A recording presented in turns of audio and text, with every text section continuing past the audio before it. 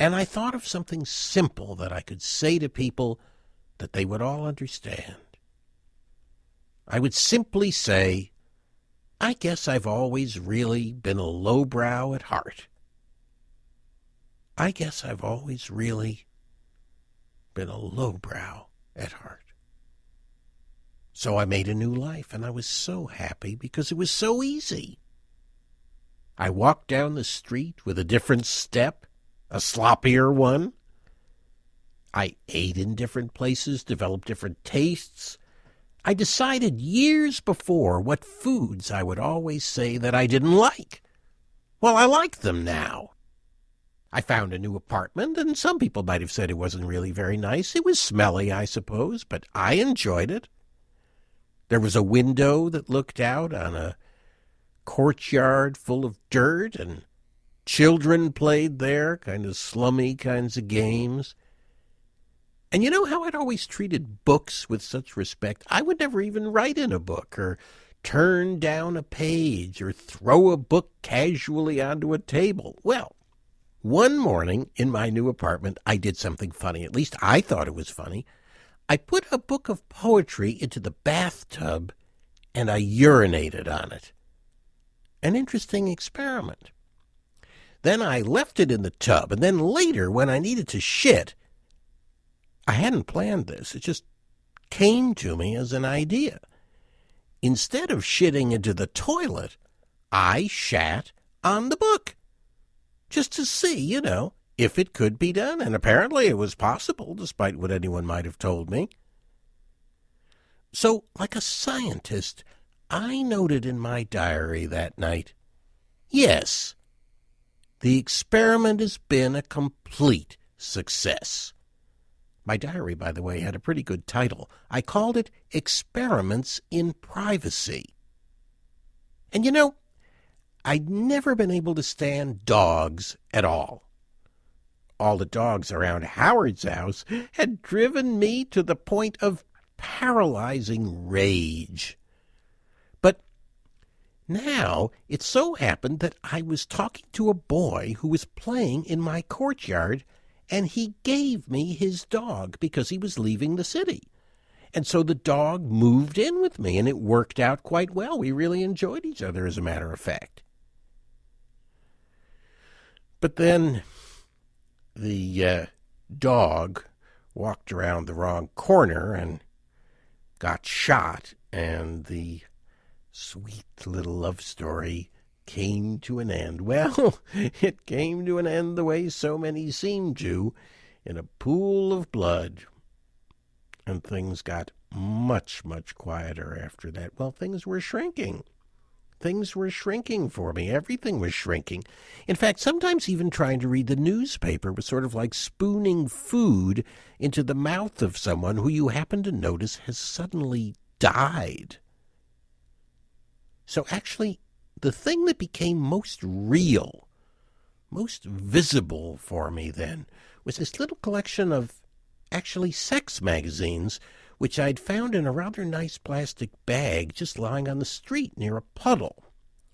So I spent an awful lot of time with the rather arbitrarily selected group of individuals who happened to appear in those particular magazines. In fact, I got to know them awfully well. Their foibles, whatever, their idiosyncrasies, poses, gestures, expressions, smiles. And then that too was gone one day. One day it went. I looked at the pictures and got absolutely nothing. I felt nothing. I saw nothing. The pictures were dead. They were paper. They were nothing. One day, inevitably, buying some flowers, I ran into Joan. And what could she do but invite me to visit? Coffee and buns in her backyard. Neat and tidy, but in the brilliant sunshine I couldn't get warm. I felt soaking wet. The nice maid brought out a blanket and draped it carefully across my shoulders. There was no feeling at all between me and Joan, so I talked about myself. I talked without stopping for 2 hours about myself, pulling little sounds of understanding out of poor Joan's mouth the way in prison we pulled plates of food from slots in the doors. God, she was bored. But a few months later, she invited me again, and I sat in the kitchen while she cooked a stew. And as she worked away, stirring the big pot, she looked for all the world like a large rodent. Most days I stayed at home, made some food, played some music. But one night, it was not too long before Joan died, I actually ventured into the city, and I went to see a play, The Stone by Abramovitz.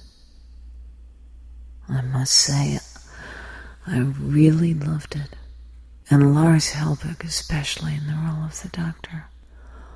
All that day, I thought about the play. And the next night I had dinner with Joan. She'd seen the play the week before and had found it sentimental, and Helbig's acting she'd found very broad. When she said those things, the performance that was sitting in my mind was poisoned. It died.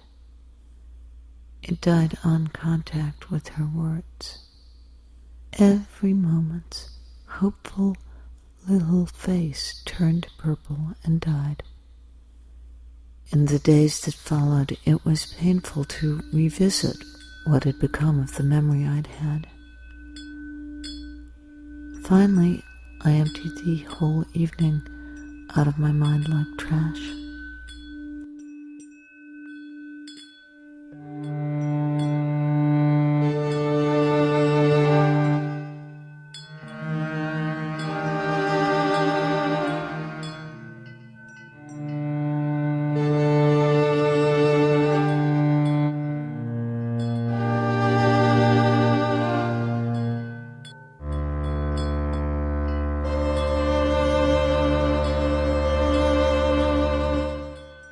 It was one of those weeks when loose ends were being tied up.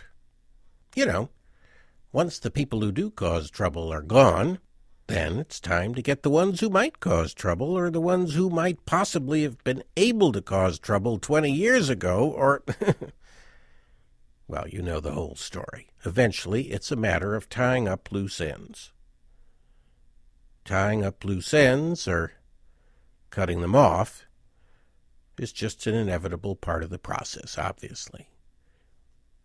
And so, of course, is the perennial parallel campaign for the betterment of humanity, or whatever you want to call it, in aid of which we were being treated now every week or so to demonstrations of a very new approach to executions, in which 8 or 10 people would be taken into a room, seated in these chairs that made their heads bend way back, and fitted up with brightly colored tubes in their mouths, which somehow did away with them with very little pain, and this rather odd ceremony, somehow with music or God knows what.